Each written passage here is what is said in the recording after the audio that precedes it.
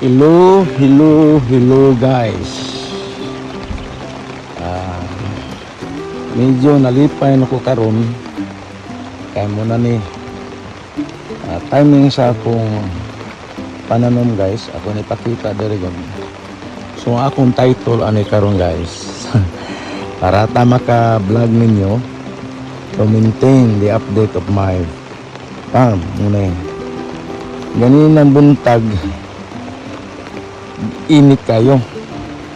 So by 11 o'clock ba nagyo ko'y trabaho, natulog ko tulog ko sa akong mansion. Dakong mansion ako guys, na mansion ako dayon. Kalami man tong akong tulog kay before ko natulog kay 11 o'clock man tong kaon pa ko. So wa nang tayo mahimo nga init na kayo. So kumakaon nakadamgo siguro to kay hagok man 1:30 na po naka mata 1:30 in the afternoon. Pero nang oras na to karon is 3 o'clock na. So pag tumulan guys, so migawas ko naginahinay ko grass cutter muna siya. May akong agi sa akong grass cutter, grass cutting. So kalit magbundak, so undang ta dahil nagsidling po ko. Doon ako ipang sidling dito. Nakasidling po ko nga mga 45 nga inana guys, kay hinay man ko sidling. So 45 na yan kani siya muna ni update na ko guys. Kini set 8 rows na ni siya, 9 row na ni siya sa iyang kuan. So maghimo na sa po dito another area para sa talong. So ako nang planong ta karon guys, muna akong itanong, muna ako style sa akong eggplant. Butangan din ako siya kuan, dayon butangan ako sa bamboo stick. Muna problema ng bamboo stick guys na after 3 months niya ni magabok din na siya. Bisagon sa panasa nga klase nga pangkain dito man sa lupa good.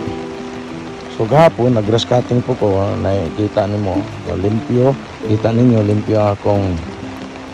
So everyday guys sama ni sige ko ga-inspect ani infected ba o law na makita na ko nga dunay kwan sa fruit borer, i-remove din ako ang eggplant para dili mo mature tong yang eggs o katong worm niya o sa mga tawagan na itong larva niya, yun. Dili na to siya mo matured nga mahimo na to sa balik o fruit borer mura o waps na siya, mura waps. So kini guys ganina po naka-harvest ko ani 1 kilo. Dali ra ni sa mo mature guys. Ugma ni ako nasab ni kaning bitay-bitayan ni ako na po na siyang harveston kay mature na siya. 1 to 2 days na siya guys kani siya. Tomorrow ako na po na siyang i-harvest. Maganda niya ako nabilin. Pag di mo ma-harvest siya guys, nanginani siya mugulang na siya. So dili na marketable. So kinahanglan pag market nimo inani siya. Inani siya guys. So ugma harveston na sa blakon. Muna akong style sa akong talungan, akong string beans. Dali akong kita ninyo. So experimental pa ni kay dako man kog space diri, makita ninyo dako pag yung space pwede pa nako mag-extend diri na pod para ani virus na lang. So ako sang gastuhan sana. So balik ta diri sa akong eggplant. Unsa may kalipay na ko guys. Abi ninyo grabe na ko kalipay gyud kasi mag-harvest ninyo ko ani kay every 3 days man Wednesday mag-harvest na ko. Muna na siya ang matured na siya kana matured na siya nga eggplant. So wala infection kiri murag may infected ni. Ipakita guys, murag na ni siya guys, distorted na siya. Tanaw na ko ni may bawaan na nimo nga na sa may nani mong eggplant. So kana siya wala. Sige lang kaya to for own consumption na to. Bumarag ko na siya. So nag-harvest ko na itong Sunday, Saturday. Karon na po is Tuesday man karon, tomorrow. Mag-harvest na po ito. So, arita para makita ninyo oros. Dahil uba na ni nga dili man nato makuha no kay naabtan gyud kog init diri guys. So grabe to kainit. So karon talipay ta. Grabe na to, gwapo ta maghehe ani ron. Kay nakikita guys. So muna wala ko na makita muna mga infection sa na sa kwan. So dili na marketable. Pwede na ko putulutoon for my chickens. Kini kana sa nasay kwan nakita na kung doon na sa kwan sa Port Border. So pag seleksyon ako ito kini wala. Going to selection, may bawaan na nako to guys nga kanin lagi na kan. So area tas tunga guys. So mura rin. So lagi mo ko anig balay-balay guys. So katungaan batong dayon dunay cucumber dito sa pikas. Then kini guys ampalaya kay vine mga sa cucumber vine. So kaya mo ko so kung lang ni siya katong mga wa na ko magamit na kahoy kanang kawayan gikan po na sa akong farm. So nanguha ko dito. So gamita kanang kahago ron ako ani guys. Hago yu kani pag mura tag panday ana. Malikas atong talong. Kaya akong kulit nga ido. So gasa ko ani mo kuyog ni siya pa ulan-ulan yu ka. Saman tanawa lagi saman. Introducing my pet dog. Tawag na ko ni paaka kay pag tawag na ko paaka hadlok ang tao nga mo papapaako na ko. So really nadaot yun yung atong tinginit guys. So kita ninyo nag-yellow ang mga kuan dahon. Although gisuportahan ako og nag-fertilize po ko ana sa lalom. So di yun na to mga kuan guys. Di na to So after atong nag-vlog ko nga pang-usab na ko ang mga kuan ani stick. So muna ni mo nang gibalik na ko. So naka-recover ra siya. So namunga arbisuno na sab. So di gyud ma kuan guys. Muna akong problema din kaning Port Borer. So kung akong kintahon gyud dako-dako na gyud aning damage sa Port Borer but mo lagi hinahinay sa nako nga guys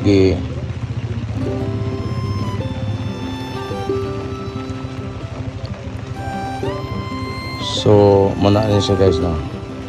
So dako pa kog development ani guys kana preparation ako kay ako na sa ni kana napuno na ni siya guys. So halos ano na ko ni mo 30 sa isa ka rows ani 30 amorag 35 na ning isa kani 35 na siya 35 po tong pikas ro. So muna na siya ang next generation guys. So doon na tayo natanom sa March, natanom sa end of May. Kani siya guys mga 2 weeks na sa pagtanom. Ina na itsura gikan sa inani ang gikan nagto after 2 weeks 2 to 3 weeks ina na siya. 55 days upon transplanting mag-expect na ka ng mamunga na siya. So pakita na po dito guys. So napakoy buhaton ani guys. So finally doon na sa bunga. So guwapo ang pagsugod. Kinahanglan yun na to guys nga limpyuhan. Limpyuhan ako na. So kini gamay pa ning area guys kani Pagani ni kabot 500 square meters. So abot siguro. So kay may cross naman ko sa 200 plants sa eggplant. So nananom po ko dito okra. So ako mong gi-kuan diri. Kinahanglan ang aktor ani guys. Pinapakita na ko ang aktor. So ang aktor guys, payong lang ko guys kay para maka-vlog ta. Basin baya no. Hapit naman ta ni makaabot og 1,000 subscriber. So online ang viewing ingabot naman jud sa kuta sa pag-viewing sa kadugay. Nahinay akong subscriber ani kay tabangi sa po ninyo. So muna na sa likod ang akong eggplant. Atong yana. Kuha na lang ito ng kwansuro payong. Panapay taligsik. Maligo raman po tayo guys. So, inani ang akong talungan. So, last harvest na ko judan niya itong Sunday. Miabot di ko og 27 kilos nga marketable. So, doon ay almost 3 kilos nga mga reject nga. Reject kanang na mga ulod ba motoy.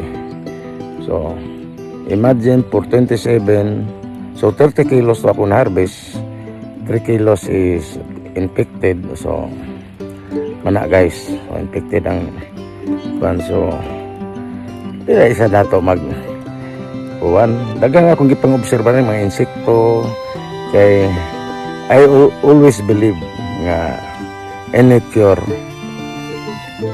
kung natay bad insect na putay good insect. So para na mga makakita ko cobwebs diya sa kanang mga bitaw pagka buntag na may mga cobwebs kana mo trap atong mga moth. So beneficial po siya kanang spider, very beneficial ang spider guys kay dili man na mukaon og di man na makaon sa imong tanom. Insekto po na yung predator mo na sa mga another insects. So makakita ko cobwebs, I'm happy. So padayon na to guys, giusab na ko kini guys nga limon ako ning gitanom atong ato pang 2020 ni na nabiyaan dayon karon nga nagbalik na ko dire guys, tanawa guys nga na gani atong tanom inghatag na siya po og grafted man ni siya guys, grafted. So dako na siyang graft. So kadugay panahon ako nga pagtanom 2000, imagine 2020 pa na akong itanong guys. So inano na yung gidakon karon. So medyo lipay na tani guys no. Kita mo na ng mga bunga ni. So dagamang kog mga iti guys, mutong akong gibutang di sa punuan no. Muna mga iti na sa pagkuha na ko sa itihan ako sa akong poultry, ako nang gidamp dire, pasagdan rin ako sa pag diri na sa mamala. So very effective, init mo ng iti. So na-trigger ang iyang pamunga guys. So dagan ni sa bunga guys. So kanata ni libre na taglimonade ani. So dili may daghan kay ni akong dito spikas daghan kog limon wala di naman puta tagiya dito mo lagi. So dinhi na to. So daghan pa kog i-development ani guys. So kana guys, so napugos ko ani nag-herbicide ko ani una kay tag-asa man kay imagine dire ra nako herbicide. Kay next kuan man ako ni. Next nako kanisa guys, next nako nga area na sab nako maghimo na po ko ani og kana tutudling or raised bed. So ipadayon ako ang talong. So muna ni siya guys. So muna ni ang kuha na to karon update. So maayo. So adunay gulang-gulang. So katong obserbaran ako guys kay katong March 1 nga akong gitanom, so pila na ka bulan, 3 months na. So 10th harvest na ko. 10th harvest na ko ani. So 11th harvest ko guma. Akong tanawon guys, o kay dunay tay pruning system ani mo, pruning na po nato para new generation of branches na po dang kuan, para as long nga ma-preserve nimo ang iyang punuan. So butangan na po nako na og sa lalo man na guys, butangan ako og kanang mga natural fertilizer sama ani kani dried one, kaning ite. Ako na butangan ite. Ako nang eksperimentuhan ako kanang isa na ka buok, tangan ako nag-press nga ite, tanaw na to kung sa'yo may tabo.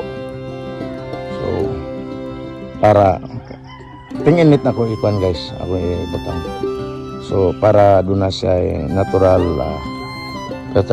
tanong sana ko mo survive ba siya sa kainit man yun ang fresh nga chicken manure. So muna akong sunod nga eksperimento ta guys, ari siguro sa katapusan eksperimentohan ako ning uban. Tangan na to, obserbaran na to, o effective amo na ang akong kada isa na. So imagine guys, ug butangan din mo kan way sagbot to, way sagbot siya sa punuan. Puna na mo turok na po nagsagbot na guys. So inay-inayan yan akong plano tani kanuyon guys, magpreparasyon ng takwa ni akong grass cutter ni kami ulan man. So dito na ko ron. So mara to guys sa akong update karon. So kanunay ang akong i-concentrate una guys kani ako mga pananom dire. Ako lang katong nagsaba-saba dito guys, ako mga torque ito guys. So tuwaya ng lumlum inaot makapusa to. So muna ni ang akong dire na yun ang perspective o makita nimo pila man ni more than 200 na ni sa tanan. So, mga 250 ka eggplant na siya. So imagine every 3 days maka sa namunga nga kanang namunga diha guys, i-count na ko na 100 kape na. So more or less 120 inana. So sige pamunga na. So imagine inana nga kung maka-harvest ka 27 atong 10th harvest na 11th harvest 10th harvest ito Sunday na nakakuha ko og nakakuha ko 27 kilos marketable price. Mag-change to guys. So nag-lower ko atong mayaging sima na to 40. So before ko mo kanani maniid na po ko sa market og pila jud ang presyuhan karon sa talong. So kung ang talong mo presyo og 60 sa market mo 50 ko sa akong suki. So this ang akong kan kay mabot man po na dito kabagsakan na ng kanang 60 o sa bagsakan na siya. So that means gikumpra na nila more or less 40 pesos po na gikan sa Bukidnon, Agusan o Digos o na tagabalog asa gikan ko Tabato ba mabot bang Tabato diri sa moa. So muna na ang kan guys. So ako we have to compete labi na karon kay naka-experience na ko sa talong. So we have to dili na ko mo kuan akong obserbaran yun ang talong until we can produce a naturally grown eggplant. So no pesticide ta guys. So kanihinon guys, conventional ang akong kuan ani, mix conventional yun siya. Kaya doon naman ko pag namunga na butangan ako putas dayon doon na gapon supply og urea kay para na sa nitrogen pan minimal na siya guys. Dili ningon nga kanang panon mo ning kuan ani controllable na siya. So dili ingon nga atong kuan madaot atong lupa. ma-acidic. Kaya guys, dili para sa una ni conventional man yun sa unang nga rice farm sila. So sinako jud ang magbutang sila og kanang sa humay pagsabwag nila sa ilang fertilizer. Pangkini guys ginagmay ra. So you see, manageable siya. So dili ingon nato nga purely organic din siya, but that is our aim nga this farm will produce an organic produce eggplant. Thank you guys. Salamat sa nagbisaya lang ko kaya daghan man kog mga subscriber mga Bisayaan eh. So ang mga Tagalog pasensya lang una. Well, mo English po ko musahay. English og Tagalog siguro po. So this is it guys for today. Kuan maron May 26 man ron. So May 26 27 ba. Today's sa maron 28. Wana ko kuan guys no. Wana yung busy na yung farmer no. Wana pizza ni. So today is Tuesday. So salamat and God bless us all. Shalom.